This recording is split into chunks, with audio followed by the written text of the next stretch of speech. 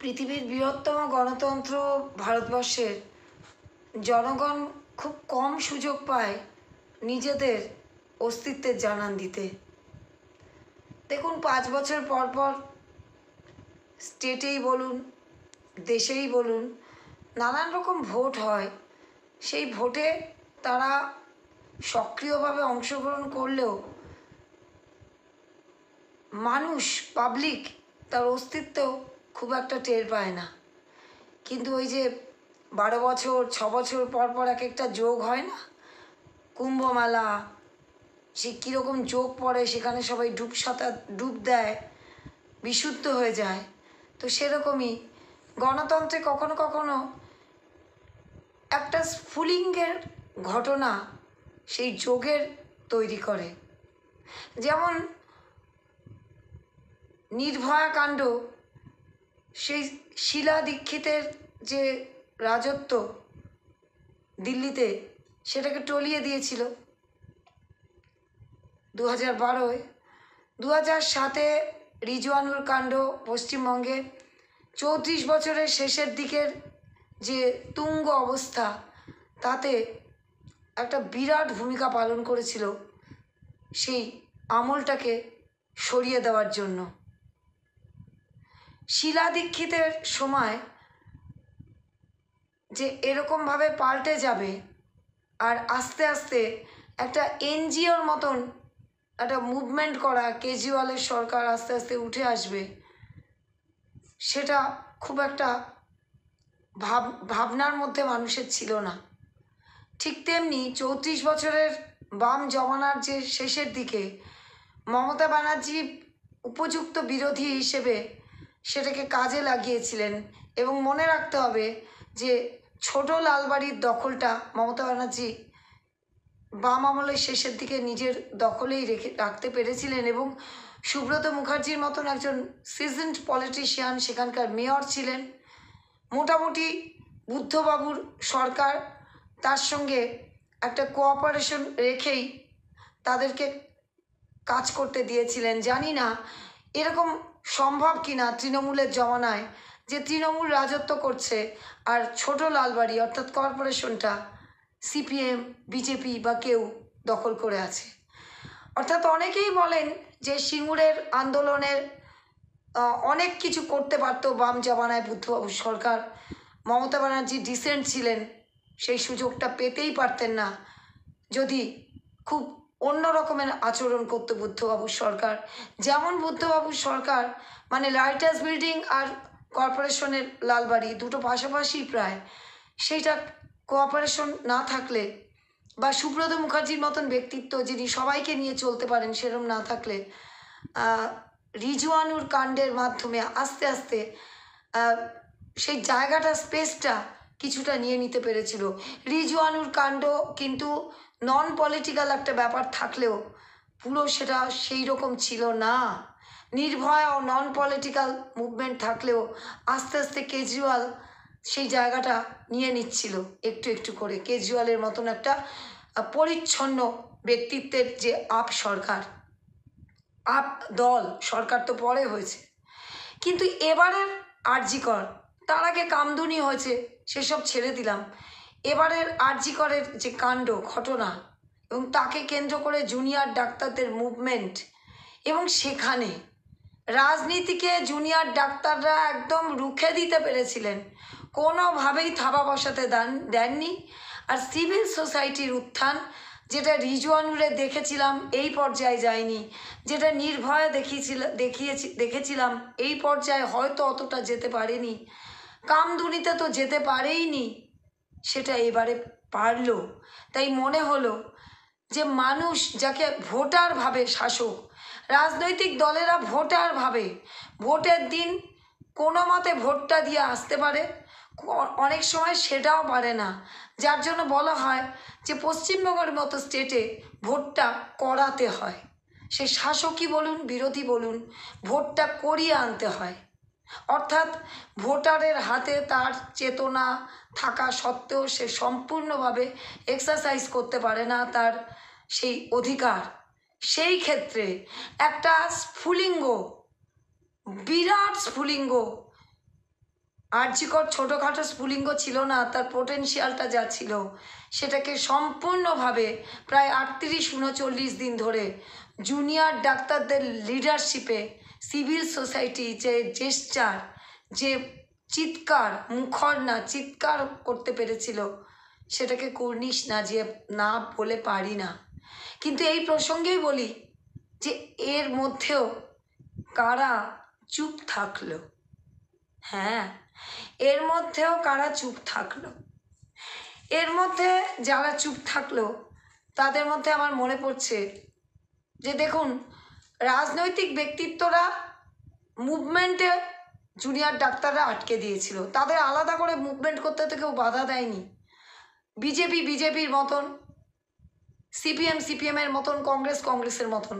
কিন্তু মনে রাখবেন, বিরোধী বিজেপি আর শাসক তৃণমূলের বাইরে একটি এমএলএ আছে বিধানসভায়, আইএসএফ নওশাদ সিদ্দিকী। তৃণমূল শাসক হিসেবে নওশাদ সিদ্দিকীকে যখন কারাগারে নিক্ষেপ করলো, তখন কিন্তু কংগ্রেস, সিপিএম তো বটেই, পরোক্ষভাবে বিজেপিরও কেউ তার সপক্ষে কথা বলেছে, সিভিল সোসাইটির কেউ কথা বলেছে, এবং মোটামুটি তিনি পরবর্তীতে একটি রাজনৈতিক ব্যক্তিত্ব হিসেবে সব ব্যাপারে তার বুম তার কাছে পৌঁছে যেত, অর্থাৎ মিডিয়া তার ভালো মতন তার বক্তব্য দেখাতো। তিনি বেশ কিছুদিন রাজনৈতিক ব্যক্তিত্ব হিসেবে, একটি উজ্জ্বল মুখ হিসেবে, যুবক রাজনৈতিক ব্যক্তিত্ব হিসেবে আমাদের বিরাজ করলেন পশ্চিমবঙ্গে। এবং তারপরে 2024 ইলেকশনের ডায়মন্ড হারবারের প্রার্থীর ঘোষণা করেও যখন গুটিয়ে গেলেন, তারপর থেকে তিনি সেই যে নীরবতা পালন করছেন, তিনি সেরকমই আছেন। তো এত বড় একটা কাণ্ডে নওশাদ সিদ্দিকীর কোনো কথা যদি আপনাদের কাছে এসে থাকে, আমার চোখে তো ধরা পড়েনি, তাহলে কমেন্ট বক্সে লিখবেন। বলবো যে দেখুন, 2024 কেউ তৈরি করেনি। সন্দেশখালি ঘটনা পরম্পরায় সারফেসে এসছিল। কেমন করে? এক লাইনে বলার চেষ্টা করি যে নিয়োগ দুর্নীতি, সেখান থেকে পুরসভার দুর্নীতি তার পেটের থেকে বেরিয়ে এসেছিল, পুরসভার থেকে রেশন দুর্নীতি, এবং জ্যোতিপ্রিয় মল্লিক হসপিটালে তার মেয়েকে একটি চিঠি দেওয়ার সময় ওই গার্ডের হাতে, অর্থাৎ যে সিকিউরিটি গার্ড তার পাহারায় ছিল, তার নজরে পড়ে যায়, সেখান থেকে সিবিআইয়ের হাতে বা ইডির হাতে চলে যায়। সেইখান থেকে সেই শাহজাহানের বাড়ি যেই রেড করতে গিয়ে যে কাণ্ডগুলো, তার ঘটনা পরম্পরায় কিন্তু শাহজাহান ধরা পড়ার আগ দিয়ে সন্দেশখালি সারফেসে উঠে আসে। সন্দেশখালি কেউ তৈরি করেছিল বিরোধীরা? সেরকম না। কিন্তু সেই সন্দেশখালিকে কেন্দ্র করে মাস দেড় দুই পশ্চিমবঙ্গের যে উত্তাল অবস্থা, তার কিছুদিন পরেই 2024 ভোট হয়েছিল।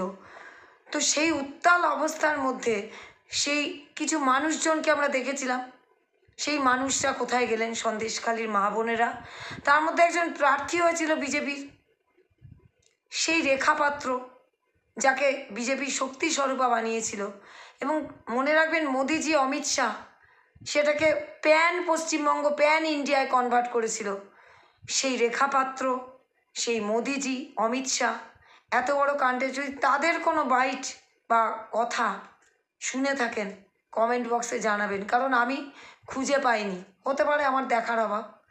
এমনকি সেই কৃষ্ণনগরের রানীমা, এরা সব অরাজনৈতিক মানুষই ছিলেন। রেখাপাত্র, রানীমা কোনো একটা দলের হয়ে তাদের নমিনেট করা হয়েছিল, কিন্তু প্রচুর মিডিয়া হাইপ পেয়েছিলেন এবং তৃণমূলের বিরুদ্ধে অনেক কথা বলছিলেন। তো এরকম একটা কাণ্ডে, এবং যেখানে একটা মহিলা ইস্যু তো বটেই, সেখানে তাদের হেরেই গেছেন। ঠিক আছে, হেরে রাজনীতি ছেড়ে দিতে পারেন, কিন্তু তারা তো মাস 3-4 আগে একদম মানে কোন লেভেলে উঠেছিলেন যে ফোনে প্রধানমন্ত্রী তাদের সঙ্গে কথা বলছেন, সেটা আবার মেন মিডিয়া দেখছে না, দেখাতে বাধ্য হচ্ছে, জানি না। সে এতখানি মাইলেজ পাওয়ার পর তারা সাধারণের থেকেও নিচে নেমে গেলেন। একটি হাঁটতেও দেখলাম না, ভিড়ের মধ্যে মিশে যেতেও দেখলাম না, কথা বলতেও দেখলাম না। যদি হেঁটে থাকেন তারা একটু কমেন্ট বক্সে তাদের হয়ে কেউ জানাবেন যে কৃষ্ণনগরের রানীমা, সন্দেশখালী রেখাপাত্র তার বোনেরা এই ব্যাপারে কতটা হেঁটেছিলেন, কতটা রাত দখল করেছিলেন, দিন দখল করেছিলেন, ভোর দখল করেছিলেন। এবারে আসি যে এই যে রাজনৈতিক ব্যক্তিত্ব, তার মধ্যে অদ্ভুত রকম চুপ আছেন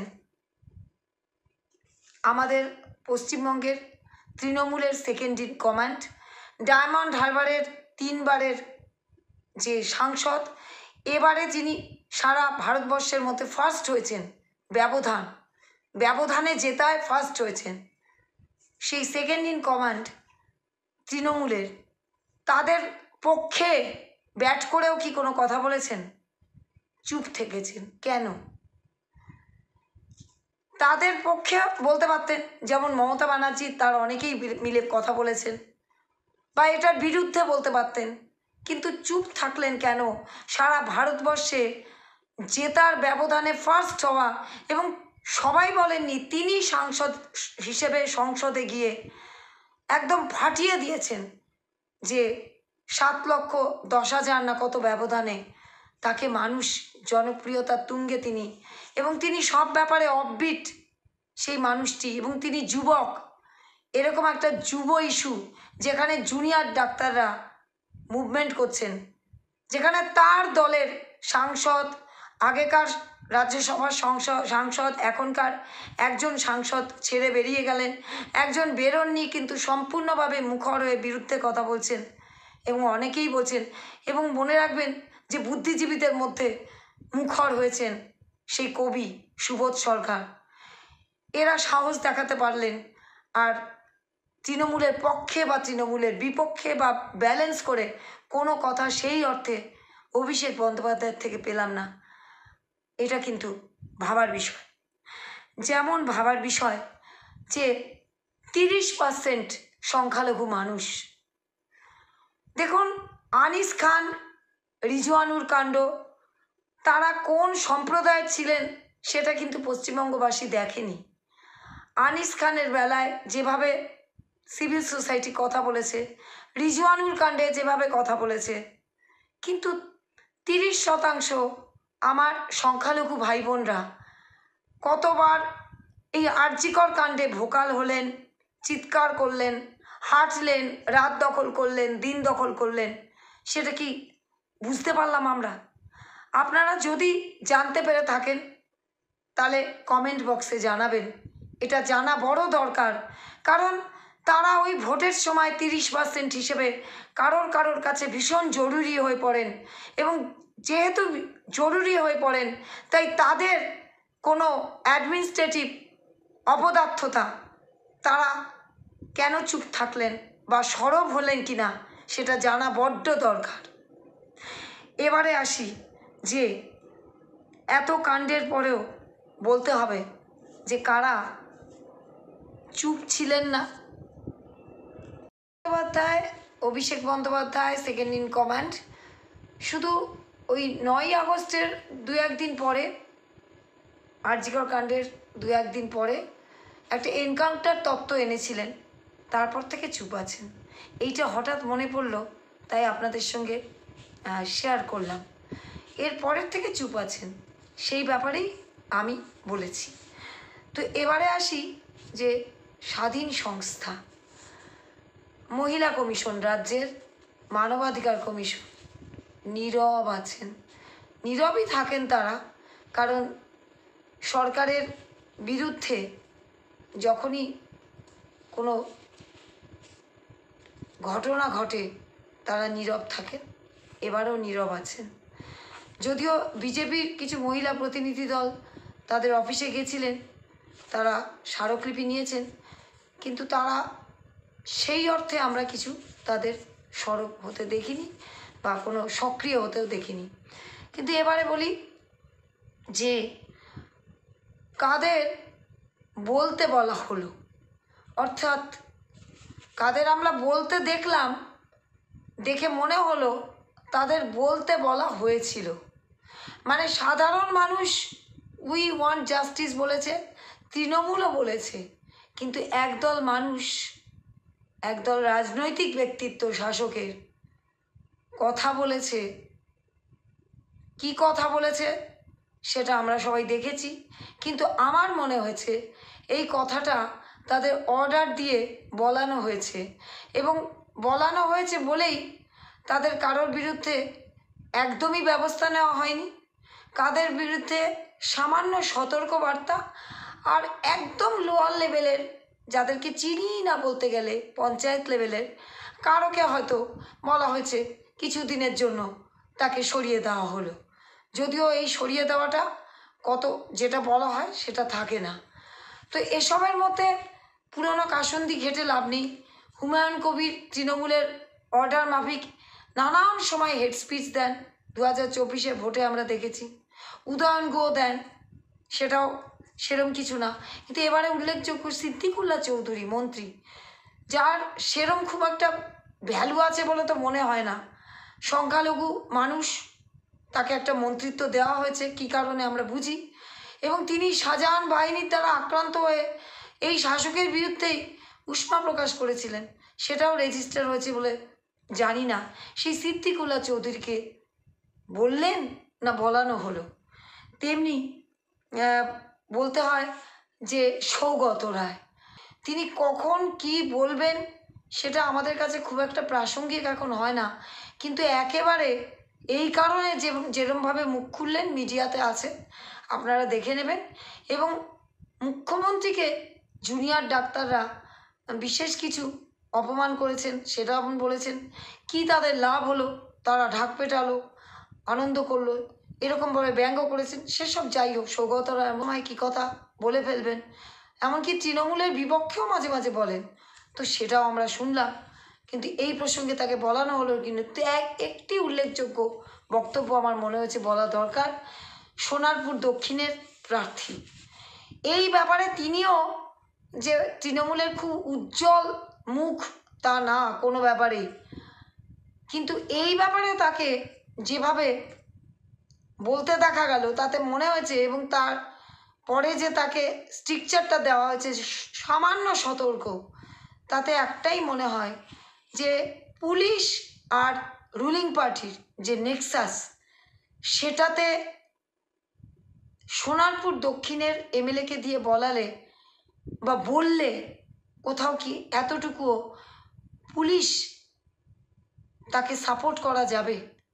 কারণ মনে রাখবেন, সোনারপুর দক্ষিণের যে প্রার্থী কাকতালীয়ভাবে নাকি কোনভাবে জানি না, তার বেটার হাফ, তার হাজব্যান্ড একজন উচ্চ পদস্থ পুলিশ কর্মচারী, একজন আইপিএস অফিসার।